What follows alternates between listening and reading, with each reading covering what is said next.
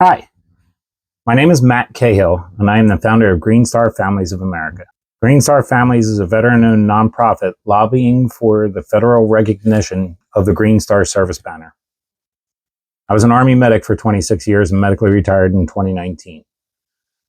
I'd like to discuss a bunch of different things. What is a service banner? What are the different service banners? Those that are federally recognized and those that aren't federally recognized, and what benefits are put up underneath the banners for the families.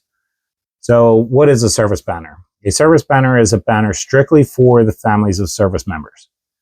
There's a Blue Star service banner, which represents a member of the family is serving our country. The Blue Star represents that service member. If that service member, which is the Blue Star, were to die in a combat zone, then the Blue Star would turn to a Gold Star. So, what do service banners provide?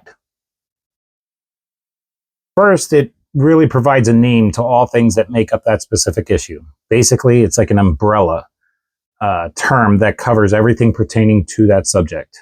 As a veteran, speaking about a KIA is difficult enough.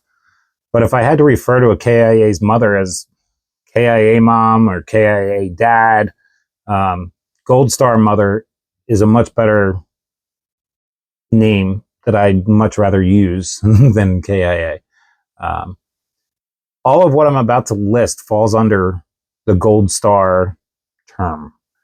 So the federal benefits that are listed and that Gold Star service banner families receive is a tax-free lump sum payment of $100,000 paid out by the DoD, casualty assistance through CA and CNO representatives, funeral and burial entitlements, long-term family support, tax benefits via the HEART Act, and that's Heroes Earnings Assistance and Relief Tax Act of 2008, additional life insurance, investing in retirement plans, life insurance, group life insurance, and traumatic injury protection benefits, financial counseling services, the survivor benefit plan, dependency and indemnity compensation, which is DIC, and that can come from the VA, further benefits from the Social Security Administration, education benefits such as the Montgomery GI Bill, the post 9/11 GI Bill, and more, access to VA home loans,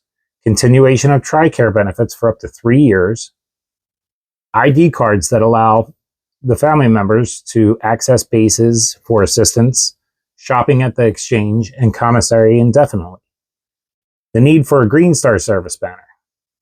First and foremost, why we believe that there's a need for a Green Star service banner is that the veteran suicide and service-connected mental health conditions need a name. To name a problem is the first step to solving any problem. A problem unnamed is not admitting that there is a problem. To prove veteran suicide is unnamed, simple enough. Do a post on any social media and add a hashtag. What would you hashtag? 22 a day, N22, put veteran suicide. As soon as you put the word suicide, most social platforms automatically tag your post and flag it, and they won't allow it. Another reason is so that we can help end stigmas. Obviously, like I just listed, if you put the word suicide, or you talk about suicide, you get flagged on social media. But not only that, diagnoses change. So if we say, oh, let's label this the PTSD flag or the PTSD service banner. If that diagnosis were to change, then this would be obsolete, right? So diagnosis has changed. With just PTSD alone, there was PTS, that lasted about a year. Shell shock was a previous diagnosis, war neurosis, and soldier's heart. So as you can see, diagnoses can change, and if you have one blanket term that covers all of the mental health concerns as well as veteran suicide, then you've covered it all. The families of veterans lost to suicide are the ones to suffer most. This is problematic for a few reasons. Contributing to a lifetime of trauma for veteran dependents is just not something they need to start life out with, especially if it is the family that finds the veteran after the completion of suicide, especially if the suicide is completed with a firearm. So I imagine being a little kid coming down the steps, and if my father had committed suicide, especially with a firearm, I don't think I would have joined the military, would you? So not only that, but there needs to be something so that that dependent can receive services through the government for the best healing possible, especially if we can't help the dependents heal, then we are guaranteeing mandatory service for generations to come. I know a lot of friends that wouldn't join the military. How many, oh, I almost joins, do you know? I think it should be a choice. And I absolutely love volunteering, and I would do it all over again. Addressing PTSD is not a sign of weakness. Rather, continuing the mental health stigmas, such as ignoring it, talking about it in hushed voices, and even prohibiting the word suicide from social media channels, continues to delay in addressing the problem. Is treating and surviving a bullet wound a weakness? No, it's a sign of strength in that we are smart and advanced enough to figure out how to treat it and survive. Then how is figuring out mental health a weakness? Is it that old, antiquated belief that PTSD is due to a weak brain? To me, that sounds like believes a nurse who gives a Tylenol should be burned at the stake for witchcraft. Come on, let's be grown-ups and talk about the silent killer. Imagine how strong our military and society would be if not only can we survive battlefield injuries, but we could also survive the off-battlefield injuries as well. So why a green star? Kelly green is the international ribbon color for mental health. Green does not represent one particular service, it represents the veteran. What does a family who lost their veteran to suicide receive now? If the veteran was enrolled in the VA and had a service-connected diagnosis of PTSD, then the family could possibly receive DIC, referral to the Gold Star program for counseling, and a burial allowance. If the veteran was enrolled in the VA, has service-connected injuries, but no diagnosis of PTSD, then there would be DIC for the percentage of disability that the veteran was awarded, and a burial allowance.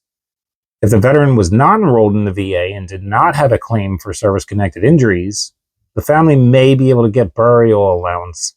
So what am I asking? Not much. If you agree with most of the stuff I said, come join us. Right now we have a bill before Congress. It's our second bill. This bill's number is HR 3076. And all it asks for is a federal recognition of a Green Star Service Banner. Doesn't ask for any benefits, doesn't cost any money. It just simply asks for the banner. Once the banner is achieved, we will work then to put benefits up underneath the Green Star Service Banner, mainly focusing on counseling, not so much focusing on finances as of yet. We don't want to make an incentive or a reason for a veteran to commit suicide.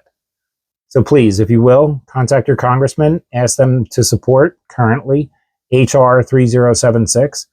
Follow us on the social medias. We're on pretty much all of them: Facebook, TikTok, Instagram, YouTube, LinkedIn, and come help us fix this issue.